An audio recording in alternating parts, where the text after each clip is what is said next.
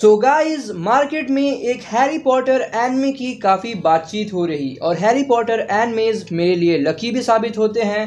तो देखते हैं क्या ये वीडियो पॉपुलर होगा या फिर नहीं। तो हम जिस एनिमे की बात कर रहे वो है विस्टोरिया वॉन्ड एंड स्वॉर्ड। जो इस एनिमे की खास बात है वो है इसका एनिमेशन और इसका म्यूजिक, वरना बाकी अगर आप देखें तो आपको हैरी पॉटर, ब्लैक क्लोवर, दानमाची, मैशल, माई हीरो एकेडेमिया, काइजू नंबर 8 जैसे एनिमेज याद आ सकते हैं वाइल वॉचिंग इट। इंटरेस्टिंग चीज़ जो ये करती है वो है अपने विलन्स को ज़्यादा एक्सपोज ना करना, साथ ही टूर्नामेंट आर्क को ज़्यादा नहीं खींचना और बैक स्टोरी लंबी चौड़ी ना रखना। इन सब को छोड़ के आपको वही बेसिक शोनेन ट्रोप्स देखने को मिलेंगे जो आप बाकी एनिमेज में देखते हो। इस एनिमे को भी हैवी पॉपुलैरिटी मिलने वाली है बिकॉज एनिमेशन टॉप क्लास है और इसको वही स्टूडियो एनिमेट कर रही जिन्होंने Gintama, welcome to demon school, Birdie Wing जैसे एनिमेज को एनिमेट कर रखा है। अब अगर हम नेटिव्स की बात करें देन सबसे पहले आता है जेनेरिक कैरेक्टर्स। एक लड़की जो हमेशा मेन कैरेक्टर को सपोर्ट करती है, कुछ लड़के जो मेन कैरेक्टर को बुली करते हैं और कुछ ऐसे लोग जो पहले तो भाव नहीं देते हैं मेन प्रोटैगनिस्ट को बट बाद में उसके हार्ड वर्क और उसके स्ट्रेंथ को देखकर वो उसे रेस्पेक्ट देते हैं। सेकेंडली, विल और रोस्टी का रिश्ता क्या कहलाता है, समझ गए ना आप लोग किस बारे में बात हो रही है। थर्डली, जो मेन कैरेक्टर का मोटिवेशन है वो आपको उतना एक्साइट नहीं करता है। आप ये भी कह सकते हैं कि हम बोर हो चुके हैं वही सेम चीज़ सुन के कि या तो वो कहेगा कि मुझे होकागे विजार्ड किंग बनना है या फिर मेन प्रोटैगनिस्ट बोलेगा कि मैं ये सब प्यार के लिए कर रहा हूँ। तो क्योंकि हमारा मेन प्रोटैगनिस्ट प्यार के लिए ये सब कर रहा है तो वो आपको उतना ज़्यादा वो मोटिवेशन नहीं लगता है बिकॉज ऑन स्क्रीन उतना अच्छा डेवलपमेंट ही नहीं हुआ है ऑफ विल एंड एल्फारिया ताकि आप उस तरह से फील कर सके। अगर सुबारू ये बात कहे ना तो वो आपको अलग हिट करेगा बिकॉज हम देख चुके हैं कि वो किस हद तक जाने को तैयार है। तो यही थे इस एनिमे के नए टिप्स। तो चलिए अब हम शुरू करते हैं इसके दुनिया के बारे में।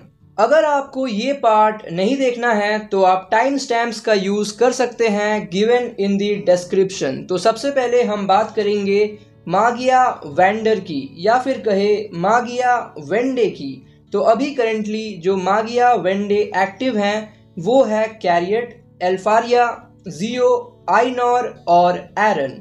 अगर आपको एक मागिया वेंडे बनना है तो आपको अपर इंस्टीट्यूट से रिकॉग्निशन चाहिए। दो ही तरीके हैं एडवांसमेंट के, या तो एक नया मैजिक क्रिएट करो या फिर एटलीस्ट 7200 क्रेडिट्स जमा करो इन दी एकेडमी। तो अब हम बात करेंगे कुछ टीचर्स के ऊपर। सबसे पहले एडवर्ड जो आपको स्नेप की याद दिला सकता है फ्रॉम हैरी पॉटर, फिर वर्कनर सेंसे जो विल की आपको मदद करते हुए नजर आएंगे, फिर एलिसा है जो आपको फाइट्स के दौरान ही देखने को मिलेंगी, फिर आते हैं Bruno sensei, sorry rest in peace, और फिर आती है Cauldron the headmaster of Ligarden magic academy. The most interesting character I will say it was Rosti because वो काफ़ी मिस्टीरियस कैरेक्टर है इन सीजन 1। अगर हम इस दुनिया के हिस्ट्री के बारे में बात करें देन पहले के समय में मानवता अंधकार में कैद थी और उन्हें आकाश के बारे में कुछ भी नॉलेज नहीं था। एक समय था जब दुनिया सेलेस्टियल होस्ट से आतंकित थी, पर 5 विजार्ड्स उनके खिलाफ खड़े होते हैं और आकाश को सील कर देते हैं जिससे दुनिया में शांति लाई गई और इस दुनिया में आपको ड्वार्फ्स और एल्व्स भी देखने को मिलेंगे। तो इतनी ही बातें करते हैं इसके दुनिया के बारे में। तो अब आते हैं प्लॉट पर। कहानी एक लड़के की है जिसके पास मैजिक नहीं है। एक मैजिक एकेडमी में पढ़ने के बावजूद वो अपना वादा पूरा करना चाहता है अपनी एक फीमेल फ्रेंड से मिलकर जो कि अब एक मागिया वेंडर है। हर नेम वॉज एल्फारिया और वो सबसे यंगेस्ट मजिशियन है एक मागिया वेंडर बनने वाली। तो हमारा मेन प्रोटैगनिस्ट विल जिसके पास मैजिक नहीं है वो रिटन टेस्ट और एक्स्ट्रा क्रेडिट्स जो कि आपको मॉन्स्टर हंटिंग से मिलती है उसके बदौलत सरवाइव करता आ रहा है और अभी वो अपने 6th ईयर में है, पर उसे हर रोज चिढ़ाया और बुली किया जाता है for not able to use magic. But बहुत कम लोगों को पता है कि भले ही वो मैजिक यूज़ नहीं कर सकता है पर उसकी स्पोर्ट्समैनशिप ऑब्जर्वेशनल स्किल्स काफ़ी अच्छी है। तो क्या विल अपना वादा पूरा कर पाएगा और उसकी एकेडमिक जर्नी कैसी रहेगी, जानने के लिए देखिए विस्टोरिया वॉन्ड एंड स्वॉर्ड। अगर आपको सीज़न 1 अच्छा लगता है तो आप इसका मांगा भी ट्राई कर सकते हैं, वो भी काफ़ी अच्छी है।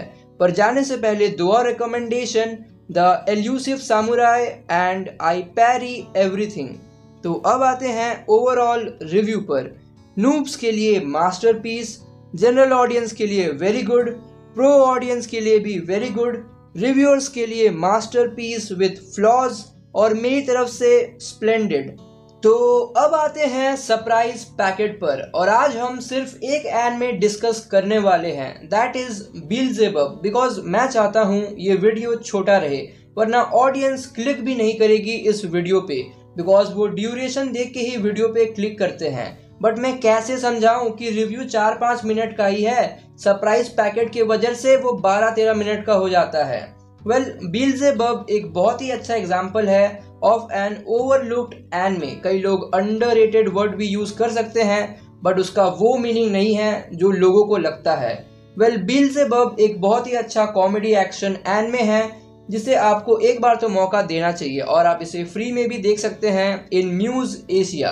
तो आज हम इसके पहले 3 एपिसोड्स की बात करेंगे।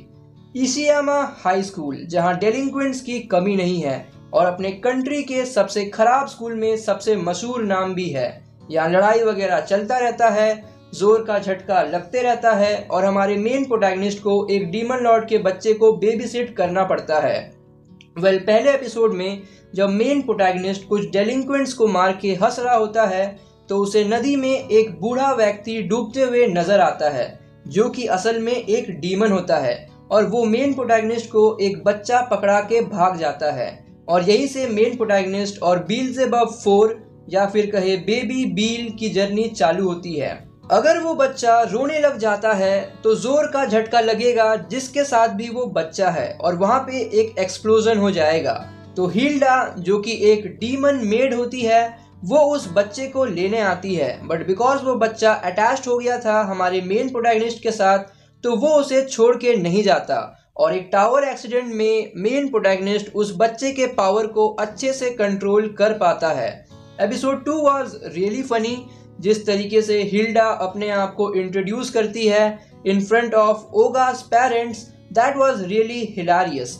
और क्योंकि उस बच्चे के बाल ग्रीन कलर के थे और हिल्डा के बाल येलो कलर के थे तो सब मजाक में ये आपको कहते हुए दिखेंगे कि इट वाज बेबी जोरो और ये जो लड़की है वो है lady Sanji. And guys, coincidence इतना बुरा है ना गाइस कि एपिसोड 2 में जो प्रिंसिपल होता है वो स्ट्रॉ हैट पहना हुआ रहता है। एपिसोड 3 में हमें कुछ इंटरेस्टिंग फाइट्स देखने को मिलते हैं, लाइक ओगा वर्सेस ताकेशी, ओगा वर्सेस कांजाकी, और जिस हिसाब से एलन डिलॉन इंट्रोड्यूस करता है अपने आप को in front of Furuichi's family, that was also hilarious. तो इतनी ही बातें करते हैं बीएल्ज़ेबब की। उम्मीद है कि आप ये एनिमे ट्राई करेंगे। तो यही एंड करते हैं सरप्राइज पैकेट को और आपसे जल्दी मुलाकात होगी एक नए वीडियो के साथ। Till then take care and good bye.